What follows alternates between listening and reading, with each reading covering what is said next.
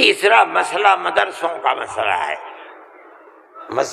مدرسے دو طرح کے ہیں، ایک وہ مدرسے ہیں جو گورنمنٹ سے امداد لیتے ہیں، ایک وہ مدرسے ہیں جو گورنمنٹ سے ایک پیسہ بھی نہیں لیتے۔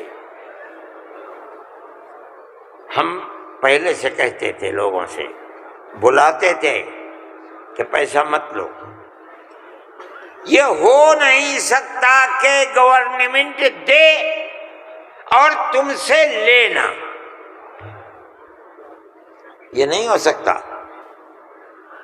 آج سے تقریباً 15-20 سال پہلے دلی کے اندر ایک میٹنگ بلائی، بہار کے لوگ بھی اس وقت گورنمنٹ میں تھے، یہ بھی تھے،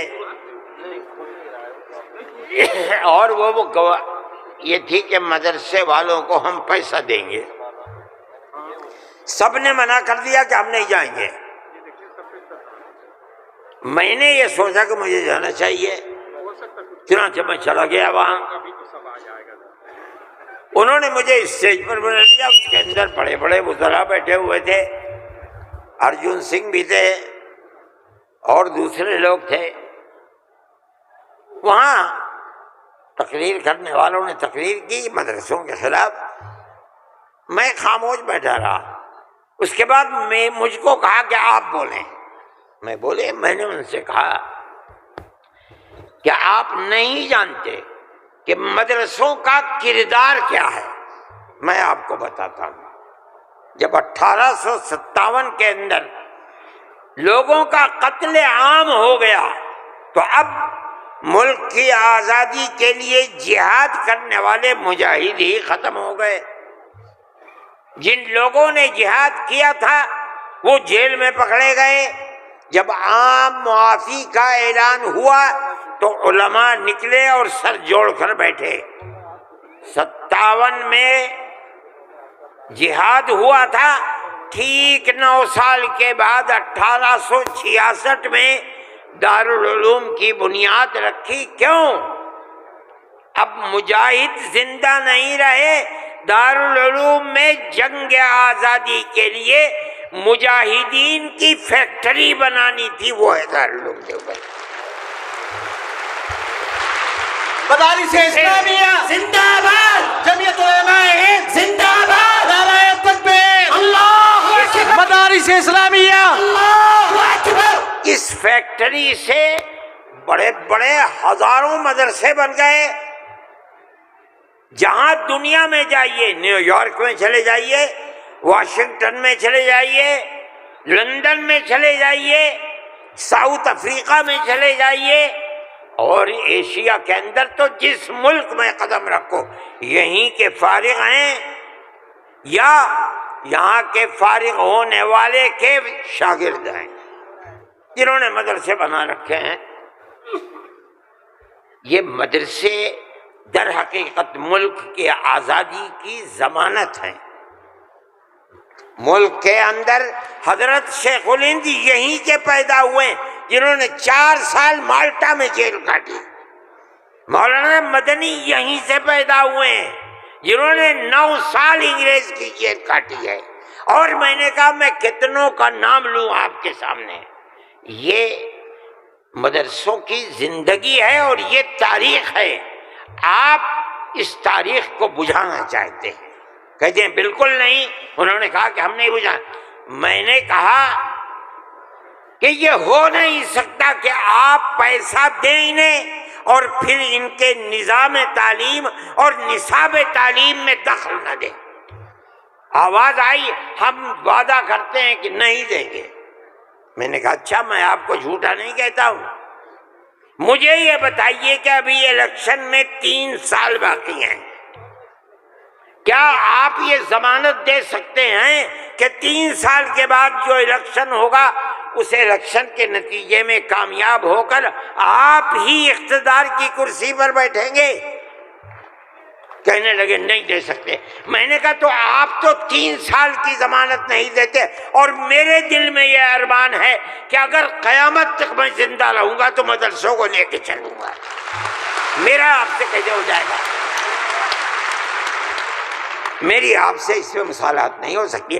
آپ کو اسکول بنانے ہیں، آپ مجھے دیجیے، آپ اگر 50 اسکول کہیں گے میں 50 بنا دوں گا، لیکن آپ یہ چاہیں کہ مدرسے کو ختم کر کے اس کے اندر اسکول کا نصاب بن جائے، یا یہ مدرسے آپ سے پیسہ لے کر چلے، جمعیت علماء اسے گوارا نہیں کرے گی۔ میں نے ان سے کہا کہ مدرسے اور مسجد میں کوئی فرق نہیں ہے۔ کہنے لگے وہ کیسے؟ میں نے کہا اس لیے کہ اگر مسجد میں نماز پڑھی جاتی ہے، مدرسے میں نماز سکھلائی جاتی ہے۔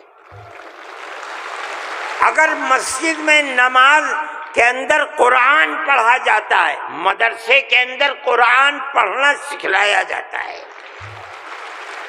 کیسے دونوں الگ ہو جائیں گے؟ یہ دونوں ایک دوسرے کے ساتھ ہیں۔ جیسے ہم مسجد اپنی خود بناتے ہیں، چاہے ایک چھپر ڈال کر کے بنائیں، اسی طرح ہم مدرسے میں بھی آپ سے کوئی مساعدت لینا ہم نہیں گوارا کرتے۔ اچھا، میں یہ کہہ کر کے بیٹھ گیا، صدیقی صاحب جن کو گورنمنٹ نے بنایا تھا اسکولوں کو ان کا اقلیتی کردار دینے کے لیے، وہ میرے برابر بیٹھے تھے، وہ بھی اس اجتماع کو بلانے والے تھے۔ اس کے بعد ایک اور صاحب کھڑے ہوئے میرے بعد، انہوں نے پہلے تو یہ کہا کہ مجھے بڑا افسوس ہے کہ آپ نے ارشد کے بعد مجھے بلا لیا، کچھ وقفے کے بعد بلاتے۔ انہوں نے تقریر، اور جیسے انہوں نے کہا، میں نے اس پر یہ کہا کہ میرے اندر یہ طاقت ہے، آپ جو فرمائیں گے میں اسے قبول کروں گا، خاموش، میں کوئی اس کی تردید نہیں کروں گا، اس لیے آپ فرمائیے۔ جیسے انہوں نے کہا کہ مدرسوں کا کردار کمزور ہو گیا، وہ تو مجمع جو صبح سے کھڑے ہو گئے، خبیث ہے، اتار دو، پھینک دو، نکال دو اس کو یہاں سے۔ جب آگ لگنے لگی تو میں نے صدیقی صاحب سے کہا، اچھا صدیقی صاحب میں تو جا رہا ہوں۔ صدیقی صاحب نے مجھے پکڑیا، بھائی خدا کے لیے بیٹھ جاؤ، یہ مجمع ہمارے قابو میں نہیں آئے گا۔ تو میں نے ان لوگوں سے کہا کہ بھائی کیا بات ہے، کیوں آخر گھبرا رہے؟ ایک بات ہے، آپ کی مرضی کے مطابق ہے آپ قبول کیجئے، نہ مرضی کے مطابق ہے آپ نہ قبول، لیکن اس اجلاس کے اندر یہاں کیوں شور بچاتے ہو؟ خیر وہ لوگ بیٹھ گئے۔ جب ہو گیا تو میں اٹھ کے بھاگ گیا۔ کانگریس گورنمنٹ کی جو بالکل آخری شخصیت تھی، انہوں نے کہا کہ بھائی سونیا جی صدر تھیں، انہوں نے کہا کہ آپ نے کیا کر دیا، میں پہلے منع کرتی تھی کہ اس مسئلے کو نہ چھوڑو، بند کر دو اس کو، جو مدرسہ بند ہو گیا۔ آج بھی یہی مصیبت تھی، ان مدرسوں کے خلاف ابتدا میں جو امداد نہیں لیتے تھے کوئی نہیں بولتا تھا، اس لیے کہ جب تمہارا کھایا نہیں ہے تو تم ہم سے پوچھ کیوں سکتے ہو؟ جو تمہارا کھاتے ہیں ان سے جا کے کہو، انہوں نے کھایا ہے اب تم ان کے حلق سے نکالو، ہم نے تو کبھی تم سے 2 پیسے بھی نہیں دیے۔ دارالعلوم دیوبند کو سن 56 کے اندر، 1956 میں، جو اس وقت یہاں بہار کے آدمی تھے اور ملک کے صدر جمہوریہ تھے ڈاکٹر راجندر پرساد، وہ دیوبند آئے تھے۔ انہوں نے دیوبند، حضرت رحمت اللہ علیہ زندہ تھے، حضرت مدنی، انہوں نے دارالعلوم کے لیے ایک لائبریری کے پیسے دارالعلوم کو دینے کا وعدہ کیا۔ جب وہ چلے گئے، اب شکریہ ادا کیا ان کا بہت، جب وہ چلے گئے تو ان کو خط لکھ کر بھیج دیا گیا کہ دارالعلوم دیوبند کے بنانے والوں کا یہ حکم ہے، یہ اصول ہے کہ کسی بھی مسلم یا غیر مسلم حکومت سے کبھی کوئی مدد نہیں لی جائے گی، اس لیے ہم آپ کا شکریہ کے ساتھ واپس کرتے ہیں۔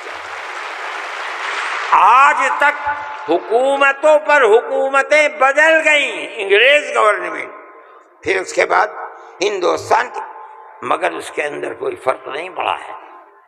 لیکن اس کے بعد جنہوں نے لیا تھا گورنمنٹ سے، پھر اس کے بعد ان مدرسوں کے اندر بھی ہاتھ ڈالنا شروع کر دیا۔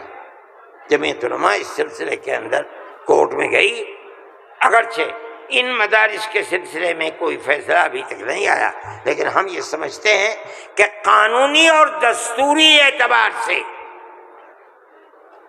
جو گورنمنٹ سے کوئی چیز نہیں لیتے، پہلے لیا جاتا تھا چھٹیوں کے اندر گورنمنٹ سے، وہ قانون تھا کہ جو ٹکٹ طلبہ لے کے گھر جاتے تھے کنسیشن، اس میں پیسہ کم ہو جاتا تھا۔